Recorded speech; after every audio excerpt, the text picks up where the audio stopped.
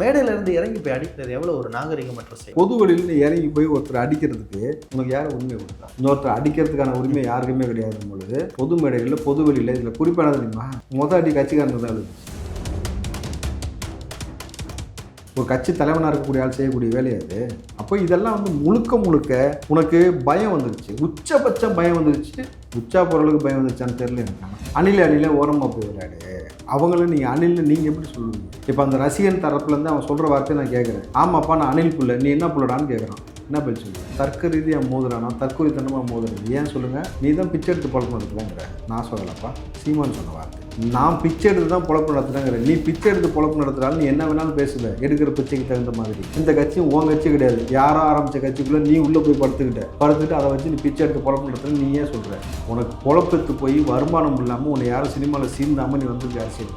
அவர் நீங்கள் பீக்கில் இருக்கும்போது எல்லாத்தையும் விட்டுட்டு மக்களுக்காக வர 2 பேருக்கு வித்தியாசம். தம்பி மைக்கை கையில் எடுக்கணுமா, தம்பி ஒரு பாட்டு போட்டாப்புல, அது மூலம் எனக்கு ஓட்டு கிடைச்சுன்னு சொன்னவர் தான் நீங்கள். சொன்னவர் தானே நீங்கள். இரவு முழுக்க குடித்திருக்கிறார் சீமான். 64,500 ரூபாய் குடித்த காசுக்கு மட்டுமே பில் கொடுக்க வேண்டிய ஒரு நிலைமை. ஒரு நைட்டுக்கு 64,500 ரூபாய்க்கு குடிப்பாங்களா? எப்படி சார் குடிக்க முடியும்? ஒவ்வொரு தொழில் நீரிலும் அதிக வருவாய் என்ற நோக்கில் உலக வங்கி நிதி உதவியுடன் தமிழ்நாடு பாசன வேளாண்மை நவீனமயமாக்கல் திட்டத்தில் 15 லட்சத்திற்கும் மேற்பட்ட விவசாய குடும்பங்களின் வாழ்வாதாரம் உயர்ந்துள்ளது.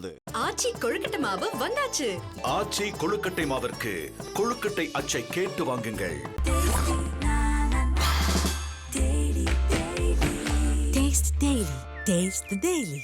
சார் வணக்கம் சார். வணக்கம் தம்பி. நேற்று இரவு சீமானின் மேடை பேச்சு ஒரு இளைஞர்கள் பட்டாளம் சீமானை பின்தொடர்ந்து ஏற்றுக்கொள்ளக்கூடியது. ஏன்னா ஒரு அங்கீகரிக்கப்பட்ட தமிழக கட்சி, தமிழ்நாடு கட்சியாக இன்று சீமான் வந்திருக்கிறார். நேற்று இதுவரை தம்பி அப்படின்று விமர்சித்த அவர் நேற்று டைரக்டாக தளபதியாக மாறிடும் அப்படின்ற ஒரு வார்த்தை தீவிரமாக அட்டாக் பண்ணியிருக்காரு. Direct attack. என்ன சொன்னாரு? தளபதி கொள்கை என்னடான்னு கேட்டா தளபதின்னு கத்துறாங்க. தளபதி இல்லடா உங்களோட தளபதி மாதிரி அப்படின்னு ஒரு இதை சொல்லி எனக்கு தளபதின்னு கேட்குது. கரெக்டுங்களா? இந்த பக்கம் என்ன சொல்றாரு? இன்னொரு வார்த்தை டிவிகேன்றது டிவி. ஏன்னா அது திண்டுக்கல் லியோனியும் அந்த வார்த்தையை அவர் யூஸ் பண்ணியிருந்தார். திமுக காரன் சொன்ன அதே வார்த்தை நீ சொல்றேன்னா நீ யாருன்னு தெரியுதா? 2வது விஷயம், உனக்கு நம்ம ஒன்று சொன்னா உனக்கு காதுன்னா லேதுன்னு வாங்கி தெரியுமா? அந்த மாதிரி நம்ம ஒன்று சொன்னா உனக்கு ஒன்று கேட்குதுனாக்கா செவிட்டு பயலுக்கு தான் அப்படி கேட்கும். காது கேட்காத செவிடர்கள்னு சொல்லுவாங்கள்ல, குருடர்கள், செவிடர்கள், தமிழ் வார்த்தையில் பயன்படுத்தின வார்த்தையை சொல்றேன். அவங்களுக்கு தான் அப்படி கேட்கணும் பொழுது உனக்கும் அதே மாதிரி கேட்குதுன்னா என்ன அர்த்தம் அப்படின்னு ஒரு கேள்வி எழுப்புறாங்கல்ல. ஓகே. 2வது நீங்கள் சொல்கிறீங்க அணில ஓரமாக போய் விளையாடு. அவங்களும் நீங்கள் அணில்னு நீங்கள் எப்படி சொல்லுவீங்க? இப்போ அந்த ரசிகன் தரப்புலேருந்து அவன் சொல்கிற வார்த்தையை நான் கேட்குறேன். ஆமாப்பா நான் அணில் புள்ள, நீ என்ன புள்ளடான்னு கேட்குறான். என்ன பதில் சொல்லுவேன்? புலிகளின் பிள்ளை என்றார். ஐயோ, அது ஒரு கதை இருக்குது தெரியுமா? புலிகளின் பிள்ளைனா அப்புறம் இல்லை காடு வீடுலாம் சில கதைகள்லாம் வரும். நீங்கள் இந்த உருட்டுலாம் ஊட்டக்கூடாது. நீங்கள் தர்க்க ரீதியாக மோதுறானா, தற்கொலைத்தனமாக மோதுறது. ஏன் சொல்லுங்கள்? நீ தான் பிச்சை எடுத்து பொழப்பு நடத்துகிறேங்கிற. நான் சொல்லலப்பா, சீமான் சொன்ன வார்த்தை.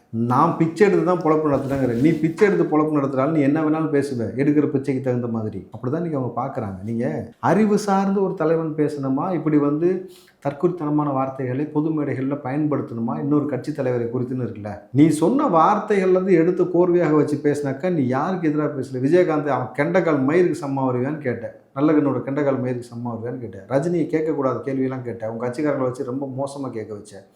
கருணாநிதியை கேட்டேன், ஜெயலலிதாவை கேட்டேன், இஸ்லாமியர்களின் சாத்தாளன் பிள்ளைகள்னு, கிருஷ்ணரையும் பார்வதியும் காம கொடுறேன் ஊத்தம் உண்டுன்னு சொன்னேன். கேட்டா நான் கள்ளச்சாரம் காய்ச்சி பொழைச்சிட்டு போவேன்னு சொன்னேன். கல் குடிச்சிட்டு தான் போவேன் இந்த காலேஜுக்கு. உனக்கு என்ன சித்தாந்தம் இருக்குது? உனக்கு என்ன கொள்கை இருக்குது? பிச்சை எடுக்க தானே உன் கொள்கை யாரும் கேட்குறாங்கல்ல. நீ பிச்சை எடுத்து தானே வாழ்கிறேங்கிற. தம்பி முதல்ல உங்கள் கட்சி உனக்கு சொந்தமா? கரையான் வீடு கட்டினா பாம்பு உள்ள படுத்துக்குன்னு சொல்லுவாங்க தெரியுமா?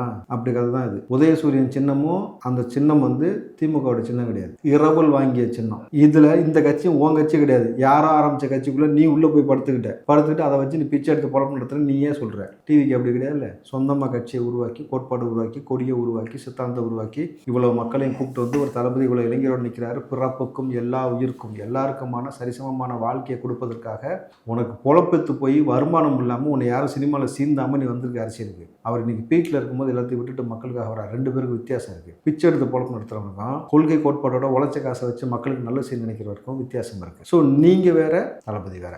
இன்றைக்கி உன்னுடைய புகழ் வெளிச்சம் மங்கி போச்சு, உனக்கான வருமானம் இல்லை, உனக்கான இருப்பு இல்லை, தக்க வைக்கிறதுக்கு என்ன பண்ணணும், 10ஓட 11 அத்தோட நீ ஒன்றுன்ற மாதிரி எல்லாரும் எதிர்க்கிற மாதிரி நீயும் வந்து நிற்கிற, அவ்வளோதானே.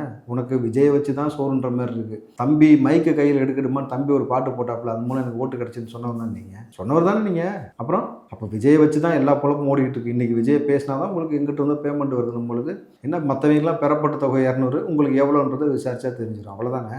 மேடையிலேருந்து இறங்கி போய் அடிக்கிறது எவ்வளோ ஒரு நாகரிகமற்ற செயல், முட்டாள்தனம், மிகப்பெரிய முட்டாள்தனம் அரசியல் களத்தில். இல்லை ஆனால் அவரையும் பின்தொடர்ந்துக்கிட்டு இருக்காங்கல்ல எவ்வளோ பட்டாளம் இளைஞர். எவ்வளோ நாளைக்கு? 15 வருஷம் பின்தொடர்ந்துட்டாங்க. 15 வருஷம் பின்தொடர்ந்து எங்கே நிற்கிற? அதே சந்தில் தானே நிற்கிற சார். ஒரு அங்கீகரிக்கப்பட்ட கட்சியாக வந்திருக்குல்ல. அங்கீகரிக்கப்பட்ட கட்சியாக வந்து எந்த சந்தில் நிற்கிற, அதான முக்கியம். நீ எந்த இடத்துக்கு நகர்ந்து வந்திருக்கியான்னு இருக்கா. கமலஹாசன் நேற்று தம்ப வந்தார், எம்பி ஆகிட்டார்ல, ஆனாரா இல்லையா? அவர் ஒருத்தர் தான் கட்சினாலே, அந்த ஒருத்தரனா எம்பி ஆனார்ல. நீ என்ன வாங்க கேட்டால் அவர் வந்து கூட்டணிக்குள்ளே போயிட்டாருன்னு, நீ தனியாக நிற்கிறேன்னு. சரி தனியாக நின்று உனக்கு வாக்கு சதவீதம் இருக்குல்ல, ஏன் கவுன்சிலர் கூட ஆகலை? சீமான் கவுன்சிலர் ஆனியாமல ஆறுத்துக்கு முடிஞ்சா முடியுமா? என் தம்பி நீங்கள் அவருடைய லட்சணத்தை அவங்க கட்சிக்காரர் சொல்கிற காணொலியை பார்த்தேன், கேளுங்க. சேலத்திலிருந்து விலகி இருக்கிறாரு. ஏன் விலகினார், என்ன காரணம்? அண்மையிலே சீமான் சேலத்துக்கு சென்றார் அல்லவா? அங்கே நடந்த சம்பவங்கள் என்ன? ஒரு நட்சத்திர விடுதியில் அறை எடுத்து தங்க வைத்திருக்கிறார்கள் சீமானை. இரவு முழுக்க குடித்திருக்கிறார் சீமான். 64,500 ரூபாய் குடித்த காசுக்கு மட்டுமே பில் கொடுக்க வேண்டிய ஒரு நிலைமை. அந்த மாவட்ட நிர்வாகத்தால் அந்த செலவை ஏற்க முடியவில்லை. எவ்வளவு சார் செலவு இருப்பாங்க? ஒரு நைட்டுக்கு 64,500 ரூபாய்க்கு குடிப்பாங்களா? எப்படி சார் குடிக்க முடியும்? யோசிச்சு பாருங்க. கட்சிக்காரங்களை துன்புறுத்தி பாட்டில் வாங்கி கொடுக்க சொல்லி அங்க ஹோட்டல்ல இருக்கு, அவங்க கட்சியை சார்ந்து அவங்கள உள்ள நம்பர் பேசுறாங்க. இதுக்கு ஆதாரம் இருக்கு இல்லைன்றதெல்லாம் தாண்டிட்டு ஒரு ஆதாரம் இருக்குல்ல, பொது வெளியில் நீ இறங்கி போய் ஒருத்தர் அடிக்கிறதுக்கு உனக்கு யார் உரிமை கொடுத்தா? இன்னொருத்தர் அடிக்கிறதுக்கான உரிமை யாருக்குமே கிடையாது பொழுது பொது மேடைகளில் பொது வெளியில் இதுல குறிப்பானது தெரியுமா? அடி கட்சிக்காரன் தான் எழுதுச்சு. ஆமா ஆமா பார்க்க முடியும். அப்போ அவனுடைய மனநிலை இருக்கும், அவனுடைய பெண்டாட்டி பிள்ளைகள்லாம் பார்ப்பாங்கல்ல, அவனுடைய குழந்தைகள் பார்ப்பாங்கல்ல. நீ பெரிய தலைவன் சொல்லி உன்னை நம்பி வந்ததுக்கு பொது வெளியில எந்த தப்புமே செய்ய முடியும்னு ஒருத்தர் நீ போன வேகத்துக்கு நீ போகும்போது குறுக்க வந்துட்டாருக்கா பட்டினா அவரை ஒரு அடி அடிச்சுட்டு போறேன்னா அவனுக்கு குடும்பம் இருக்கு, அவனுக்கு தன்மானம் இருக்குல்ல. அப்ப நீ என்ன அவ்வளவு பெரிய ரவுடியான்னு கேட்குறேன். இது யார் செய்வா அந்த வேலையை? ஒரு கட்சி தலைவனாக இருக்கக்கூடிய ஆள் செய்யக்கூடிய வேலையாது. அப்போ இதெல்லாம் வந்து முழுக்க முழுக்க உனக்கு பயம் வந்துருச்சு, உச்சபட்சம் பயம் வந்துருச்சு. உச்சா பொருளுக்கு பயம் வந்துருச்சான்னு தெரியல எனக்கு. ஆனால் ஏன்னா அவ்வளோ பயம் இருந்தால் தான் உங்களால் என்ன செய்யணுன்ற ஒரு போதிய மனநிலை இருக்காது, புரிதல் இருக்காது. இப்படி வந்து பொது வெளியில் இந்த மாதிரி நடந்துக்க சொல்லணும் பொழுது தளபதி விஜயோட வருகை உங்களுடைய அரசியல் வாழ்க்கைக்கு முடிவு கட்டுதுன்றதை உணர்ந்த பிறகு உங்களால் வந்து என்ன செய்யுதுன்னு தெரியாமல் நீங்கள் உங்களுடைய கூட்டத்தை ஏமாற்றி திரள் நிதி வாங்கி தின்னீங்களா, இல்லை இந்த பக்கம் வந்து திமுக வந்து என் இனத்தை கொன்று குவிச்சுன்னு சொல்லிட்டு அவன் வீட்டில் போய் திமுக வீட்டில் போய் நீங்கள் குத்த வச்சு உட்காந்துக்கிட்டீங்களா ஸ்டாலின் அவர்களை பார்ப்பதற்காக? அன்றைக்கி உங்களுடைய சித்தாந்தம் எல்லாமே வந்து பொய் நாடகம் ஆயிடுச்சு. தமிழ் தேசியத்தை பற்றி நீங்கள் பேசுகிறீங்க, விஜயன் தமிழ் தேசத்தை ஏற்றுக்கிட்டார்ல, அப்புறம் உனக்கு அவருக்கு ஏற்றுக்க தேவையில்லாத முறைன்னு இல்லை. அதை தான் நான் ஒரு கொஸ்டினாக கேட்கணும்னு நினைக்கிறேன். தம்பி அரசியலுக்கு வரான்ற இங்க இருந்த ஒரு முக்கியமான கட்சிகள்ல அவர் ஒருத்தவர் ஏற்றுக்கொண்டவர். என் தம்பிக்கு நான் கூட இருப்பேன், சப்போர்ட்டா இருப்பேன், தம்பி எனக்கு எதிராகவே செயல்பட்டாலும் நான் ஆதரவா இருப்பேன் அப்படின்னு சொன்ன ஒருத்தவர் இன்றைக்கு உச்சிக்கு சென்றிருக்காரு, எதிர்ப்பின் உச்சிக்கு சொன்னாரு. ஆனா முன்னாடியே வந்து நீ இங்கிட்டு நில்லு லாரி அடிச்சு செத்து போயிடுவேன்னு சொன்னாரு. பட் விஜய் வந்து ஒரு சைடு அமைதியாவே இருக்காரு, நீ என்ன வேணா பேசுங்க. 2 பேரும் மீட் பண்ணாதா கூட ஒரு தகவல் வந்துச்சு, கார்ல ஒரு லாங் டிரைவ்ல பேசுனது சீமானதே அவர் சொல்லியிருந்தாரு. ஸோ அப்படி இருந்து விஜய் அவர்கள் இன்னும் எந்த சைடுமே சீமானை பத்தி வாய் திறக்காதற்கு காரணம் என்ன? உனக்கு என்னப்பா, நீ என்ன வேணா பேசுங்க கரெக்டுங்களா? அந்த வந்து ஆனால் ஒரு அப்பாயின்மெண்ட் வர ஒரு மீட் பண்ற அளவுக்கு போயிருக்கல ஒரு அரசியல். நீங்க விஜய் அவர்களை உச்சபட்சமா இருக்கக்கூடிய எல்லா நபர்களும் சந்திக்கிறதுக்கு ஆசைப்படுறாங்க, புரியுதுங்களா? நீங்க என்றைக்கு சீமான் அவர்கள் நித்யானந்தாவை பார்த்து பொறாமப்பட்டு அதை பொது வெளியில பேசினீங்க, அன்னைக்கே நீ நிறுத்து போயிட்டு நீ தலைவனே கிடையாது என்னன்னு பேசுனீங்க. அதான் ரொம்ப முக்கியமான விஷயம். அவன் காசு பணம் சேர்த்ததெல்லாம் பெரிய விஷயங்கடா. பூரா வெள்ளக்கார ஃபிகராக வச்சிருக்காங்க. நல்ல கேள்வி. ஒரு பெண்கள், அதுவும் வெள்ளக்கார பெண்களாக இருக்காங்கன்னு ஒரு பெண்கள் மீதான இச்சையோட ஒரு வார்த்தையை நீங்கள் பயன்படுத்தினதானே நீ ஊடகத்தில் நம்ம எல்லாம் பார்த்துடும் பொழுது இது ஒரு தலைவனுக்கான பண்பான ஒரு கேள்வி கேட்கும் பொழுது உன் கூட யார் இருப்பாப்ப? உனக்கு அரசியலை பிளப்புவாதமாக பயன்படுத்திக்க ஆரம்பிச்சிட்டீங்க. அதன் மூலம் திரள் நிதி, அதன் மூலமாக நீங்களே வெளிப்படையாக சொன்னீங்கன்னா பிச்சை எடுத்து ஒருத்தட்டே வாழ்றேன்ட்டு. ஸோ நிதியை எப்படிலாம் பெறணுமோ அதுக்கான வேலையை பார்த்துட்டு எங்கே கிடைச்சாலும் என்ன கிடைச்சாலும் அதுக்கேற்ற மாதிரி பேசி பொழுது உனக்கு ஒரு சித்தாந்தமே கிடையாது. உன்னோட சித்தாந்தம் முழுக்க முழுக்க காசு சம்பாதிக்கிறது, உன் கட்சின்ற பேரை வச்சு காசு சம்பாதிக்கிறது, தமிழ் தேசியன்றதை வச்சு காசு சம்பாதிக்கிறதா அப்படின்னு நீங்க அவர் மீது ஒரு குற்றச்சாட்டு எழுப்புறாங்கல்ல, இல்லைன்னு மறுக்க முடியுமா, நிரூபிக்க முடியுமா? இப்போ விஜய் அவர்கள் எதையோ பார்த்து எதையோ குலைக்குதுன்ற மாதிரி நம்ம வந்து கண்டுக்காம போறதுதான் சாலச்சிருந்தது. ஏன்னா எனக்கு எதிரி நான் யாருன்னு முடிவு பண்ணிட்டேன். திமுக தான் எதிரி முடிவு பண்ணதுக்கு அப்புறம் நான் அவனை தான் அடிக்கிறதுக்கான ஏம் பண்ணிட்டு இருக்கேன். நீ தான் இப்போ தேவையில்லாமல் குறுக்க மறுக்க ஓடிக்கிட்டு இருக்க, புரியுதா? ம். அப்போ அடிபட்டு நார போகிறது யாரு? நீயா தான் இருப்ப. ஒரு மாசமோ 2 மாசத்துக்கு முன்னாடியோ சீமான் அவர்கள் நாம் தமிழருக்கும் திமுகவுக்கும் தான் இங்க போட்டி அப்படின்ற ஒரு முன்வாதத்தை எடுத்து வச்சார். இங்க வந்து மிச்ச கட்சிகளோட நான் திமுகவுக்கு தான் எதிரி, திமுக தான் எனக்கு எதிரி அப்படின்றதவர் திடீர்னு இன்றைக்கு வந்து தாவேகா தான் எதிரி அப்படின்ற ஒரு இதை எடுத்ததுக்கான காரணம் எல்லாரும் சொல்றது அந்த ஸ்டாலினோட சந்திப்பு. பட் வேற எதுவும் இருக்குமா காரணம்?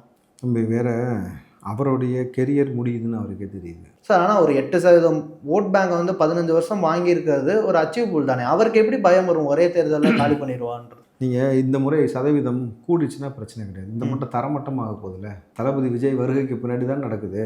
தளபதிக்கு தானே அந்த ஓட்டு போகுதுன்னும் பொழுது அப்போ அச்சம் ஏற்படும். நீ 8% வச்சு இத்தனை வருஷம் உருட்டுன தெரியுமா? ஒரு உருட்டு அது 10 காசு புரோஜனம்லாம் போகும்போது 2026. அப்போ நீ 8ன்றது நாளைக்கு 3% வந்து நிற்கிதா இல்லை முச்சந்திக்கு வந்து நிற்கிதான்னு தெரியாது. அந்தளவுக்கு தான் உங்களுடைய செயல்பாடு இருக்குது. உங்கள் கட்சியை சார்ந்த நபர்கள் பேசக்கூடிய பேச்சு அப்படி தான் இருக்கணும் பொழுது அப்போ என்ன செய்வீங்க? நம்ம இருக்கும் போதே பொழைச்சிக்கணும். காற்றுள்ள போதே தூட்டிக்கொள்வாங்க இல்லை. நீங்கள் தான் என்னைக்கு பிஜேபியோட தீம் பார்ட்னராக மாறினீங்களோ அன்னைக்கே ஆரம்பிச்சிருச்சு உங்களுடைய வேலை எல்லாமே. கட்டுங்களா? நீங்கள் இந்த பக்கம் பிஜேபி கூட காட்டக்கூடிய நெருக்கமும் திமுக கூட காட்டக்கூடிய நெருக்கமும் ரெண்டும் பார்க்கும் பொழுது புரியுது. நீங்கள் 3 பேர் எந்த அளவுக்கு வந்து ஒரு உறவில் இருக்கீங்க, ட்ரையாங்கிளா அப்படின்ட்டு ஒரு முக்கோண காதல் கதை இவர்களுக்குள்ளே ஓடிக்கிட்டே இருக்குது. புரியுதா உங்களுக்கு? இதை நம்ம அப்படி தான் பார்க்கணும் பொழுது நான் என்னுடைய இலக்கையும் என்னுடைய எதிரியும் நான் முடிவு செய்து விட்டேன் டிவிக்கை பொறுத்த வரைக்கும். அப்போது 70 ஆண்டு கால ஆலமரத்தை இங்கே வேர் ஊட்டி இருக்குல்ல, அந்த வேரில் உப்பு போட்டு அந்த மண்ணுக்கும் அந்த மரத்துக்கும் சம்மந்தம் இல்லாமல் சாய்க்கிறதா என்னுடைய பணினும் பொழுது நீ குறுக்க மறுக்க உடையாந்துக்கிட்டு இருந்தேன்னா அடி வாங்க போகிறது யாருன்றது நீ தான் பார்க்கணும். ஓகே.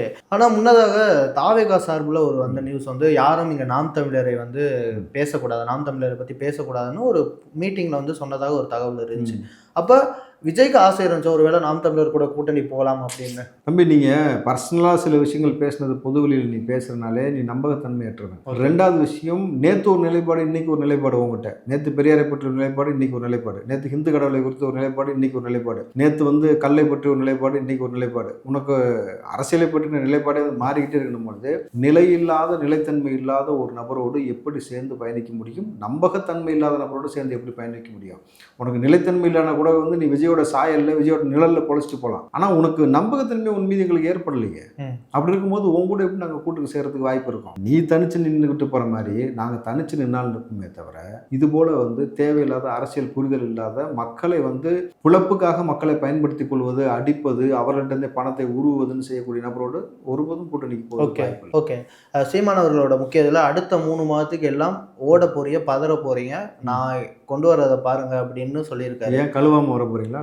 பாத்திரத்தை கேட்குறேன். இல்ல அந்த இது வந்து ஒரு நான் பண்ண போற அரசியல இனிமேல் நீங்க அடுத்த 3 மாசத்துக்கு பார்க்க போறீங்கன்னு சொல்றாரு. மாநாடுக்கு ஒரு 5 நாட்களுக்கு முன்னாடி இப்படி ஒரு பேச்சு பேசியிருக்காரு.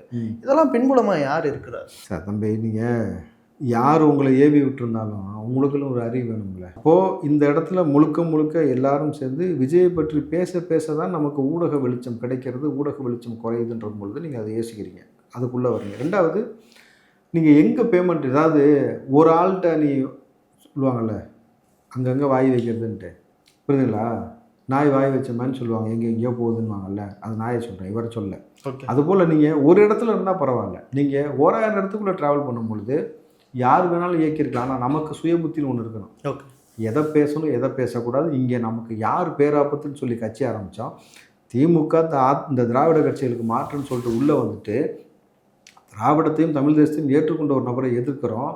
தமிழன் தான் தமிழ்நாட்டை ஆளுன்னு சொல்லிட்டு அதே தமிழனா அவர் விஜய் இருக்கிறாரு. 3வது, இளைஞர்களை வந்து அரசியல் படுத்தணும்னு சொல்லும் போது விஜய் அவர்களை அரசியல் படுத்துறாரு. சொந்த காசு செலவு பண்ணிட்டு இருக்கும் பொழுது நீ அவரை எதிர்க்கிற என்ன, உன்னுடைய நோக்கம் என்னவா இருக்கணும்? ஓகே. உன்னுடைய குறிக்கோள் என்னவா இருக்கணும்? யார் இயக்கியிருந்தாலும் உனக்கு சுயபுத்தி இருக்கணும்ல.